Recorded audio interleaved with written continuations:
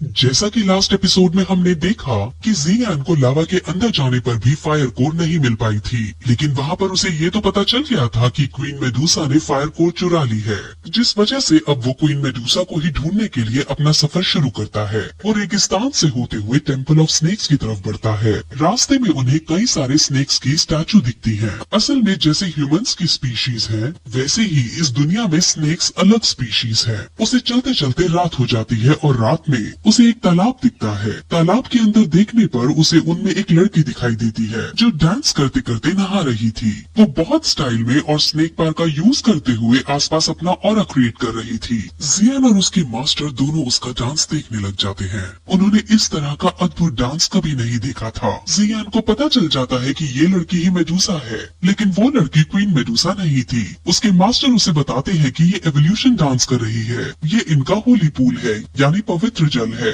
ये यहाँ पर स्नान करके अपनी पावर्स को इंक्रीज करते हैं, यानी अपने आप को विकसित करते हैं। अब इस स्टेज पर इनको विकसित होने के लिए फायर कोर चाहिए होगा और इस बात से अब उनको कंफर्म हो जाता है कि क्वीन मेडुसा के पास ही फायर कोर मौजूद है। अब वो उस लेडी को देख ही रहे होते हैं कि लेडी समझ जाती है कि कोई उसे देख रहा है। वो तुरंत अपने आदमियों को बुलाती है और उनमें से यूमई को जियान को मारने का ऑर्डर देती है। यूमई तुरंत जियान को मारने उसके पीछे भागती है और जियान अपनी जान बचाकर उससे दूर भागता है, लेकिन यूमई फाइनली जियान को पकड़ लेती है और उन दोनों में काफी ज्यादा एक्सटेंट लेवल पर फाइट होने लगती है। यूमई बहुत ज्यादा शक्तिशाली थी, जिस वजह से जियान हारने लगता है। यूमई अपनी स्नेक पावर का यूज करते हुए उस पर बुरी तरह भारी पड़ती है और जियान काफी कोशिश करने के बाद भी वहाँ से दूर नहीं भाग पा रहा होता है। यूमई उसकी एबिलिटीज को देखकर बहुत ज्यादा शॉक होती है, जिस वजह से वो उसे जिंदा पकड़ना चाहती थी, लेकिन जियान अपनी फुल स्ट्रेंथ का यूज करते हुए यूमई के फेस पर एक खरोच मारने में कामयाब हो जाता है। यूमई को अब ये बात सहन नहीं होती। उसके फेस पर यानी उसके सुंदर फेस पर अब एक खरोच आ चुकी थी।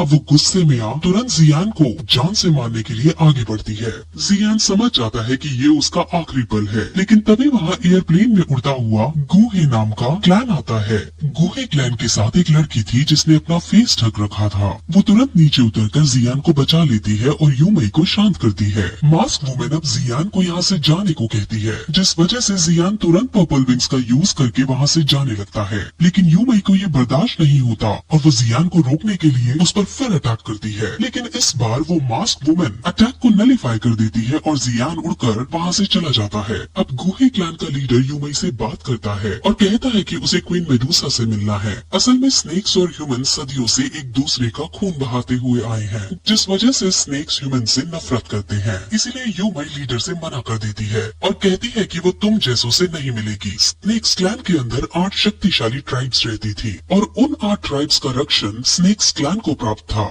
यूमई उन 8 ट्राइब्स का हवाला देते हुए कहती है कि अगर तुम यहाँ से नहीं भागे तो वो 8 ट्राइब्स तुम्हें मार डालेंगे।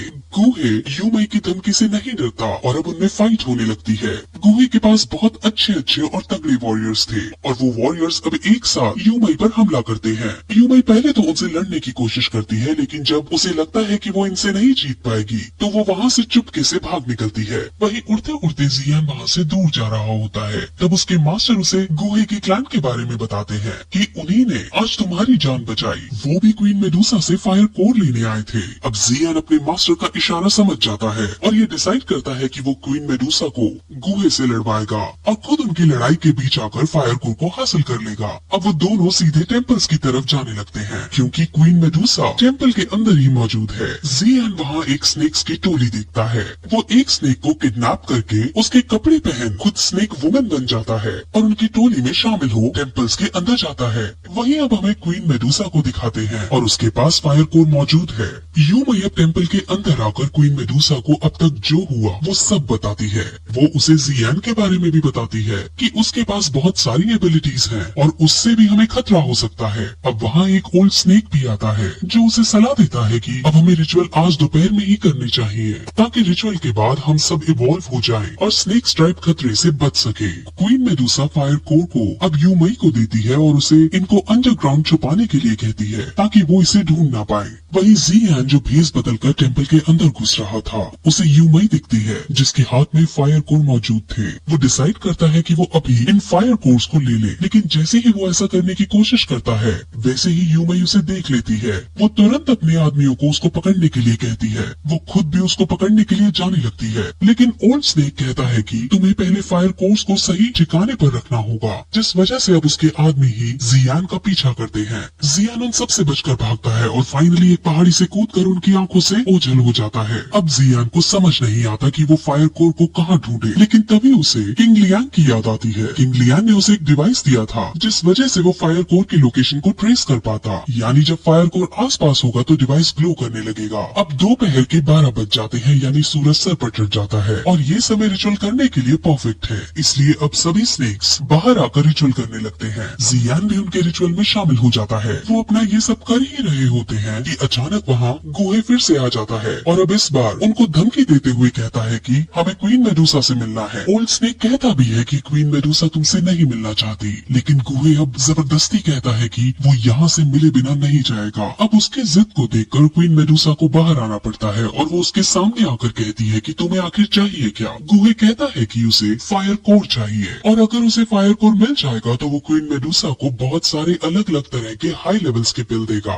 वो उसे मुंह मांगी कीमत भी देगा। क्वीन मेडुसा उसे बड़े स्टाइल में ये कहकर मना कर देती है कि ये सौदा अच्छा तो है लेकिन वो नहीं करेगी। अब गुहे की उस मास्क वुमेन को गुस्सा आ जाता है और वो क्वीन मेडुसा के पास आकर कहती है कि हम तुम्हें इतनी अच्छी डील दे रहे हैं और तुम नहीं मान रही। मास्क वुमेन अब ये भी समझ जाती है कि क्वीन मेडुसा असल में यहाँ मौजूद ही नहीं है। वो क्वीन मेडुसा को टच करती है और वो गायब हो जाती है। वहीं नीचे जियान ये सब देख रहा होता है और उसे ये अच्छा मौका लगता है। वो तुरंत तीर से धनुष चलाता है और गुहे पर हमला करता है और सभी से ये कहता है कि इसने क्वीन मेडुसा को मार डाला, हमें इससे बदला लेना चाहिए। अब सभी स्नेक वॉरियर्स गुहे पर हमला कर देते हैं और जियान को मौका मिल जाता है और वो तुरंत टेम्पल के अंदर जाकर अंडरग्राउंड की तरफ जाने वाले रास्ते पर जाने लगता है। वहाँ उसे रास्ते में स्नेक्स वुमेन्स दिखती हैं जो क्वीन मेडुसा की मूर्ति की पूजा कर रही थी। जियान जब पूजा से और आगे बढ़ता है तब एक स्नेक वुमेन को शक हो जाता है और वो जियान के ऊपर से कपड़ा हटा देती है। अब सबको पता चल जाता है कि ये एक इंसान है। वो स्नेक वुमेन तुरंत जियान पर हमला करती है। हालांकि जियान बहुत शक्तिशाली योद्धा है,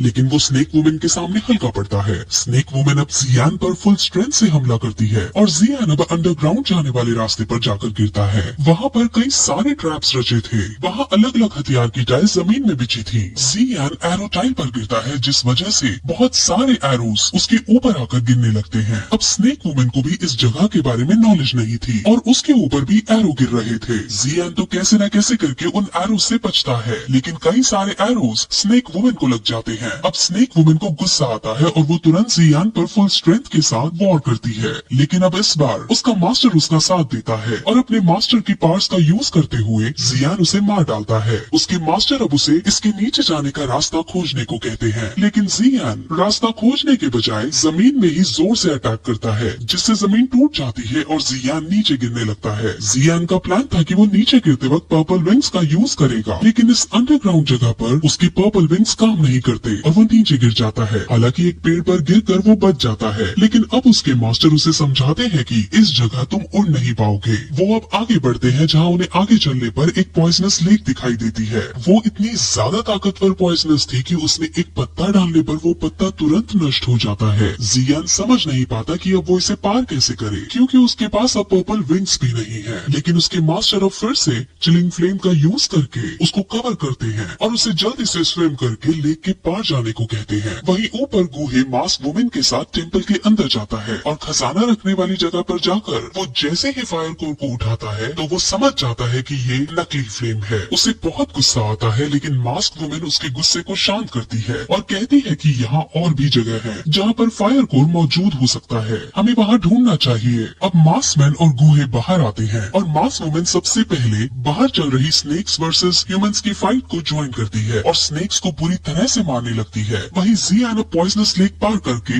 दूसरी बार पहुंचता है, जहां उसे क्वीन मेडुसा दिखती है, जो फायर कोर को निकालकर उसे स्वेलो करने वाली थी। वहीं क्वीन मेडुसा जियान को देख लेती है, लेकिन इस बार वो उस पर अटैक करने के बजाय ये सोचती है कि इस लड़के ने पवित्र तालाब से लेकर यहाँ तक मेरा पीछा किया है और अभी तक ये सही सलामत है, यानी इसके अंदर जरूर कोई ना कोई बात है। जरूर मुझे भगवान कोई संदेश देना चाहते हैं, इसलिए अब मुझे इस लड़के को मारने के बारे में छोड़ फायर कोर को स्वेलो करना चाहिए। मास्टर क्वीन मेडुसा को देखकर समझ जाता है कि ये क्या सोच रही है। मास्टर जियान को बताता है कि जब से स्नेक्स प्रजाति एग्जिस्टेंस में आई है, तब से स्नेक्स के अंदर स्नेक बॉडी और स्नेक स्पिरिट मौजूद रहती है, और अब स्नेक स्पिरिट का वजूद कायम करने के लिए क्वीन मेडुसा को फायर कोर स्वेलो करना होगा ताकि उसकी लेवल्स बढ़ सके। 1000 साल पहले स्नेक्स एंसेस्टर ने क्वीन मेडुसा को इस काम के लिए चुना था, और इस वजह से क्वीन मेडुसा किसी भी कीमत पर फायर कोर को निगलना चाहती है। हालांकि फायर कोर को निगलना बहुत मुश्किल काम था, क्योंकि अगर वो इसकी एनर्जी को नहीं संभाल पाएगी तो वो मर जाएगी। क्वीन मेडुसा बहुत हेसिटेट भी होती है, लेकिन अपने एंसेस्टर्स को याद करके वो अपनी रियल फॉर्म में आकर फायर कोर को पकड़ने लगती है और फाइनली उसे निगल लेती है, यानी उसे खा लेती है। उसके खाते ही वो बेहोश होकर नीचे गिर पड़ती है और जियान उसके पास आकर उसकी तारीफ करता है, क्योंकि अपने क्लैन के लिए उसने इतनी बड़ी कुर्बानी दी है। वहीं ऊपर अब सब क्वीन मेडुसा की हालत के बारे में जान जाते हैं और सभी स्नेक्स दुखी होकर बैठ जाते हैं और वहाँ चल रहा रिचुअल भी अपने आप बंद हो जाता है। जियान को क्वीन मेडुसा के लिए दया आती है,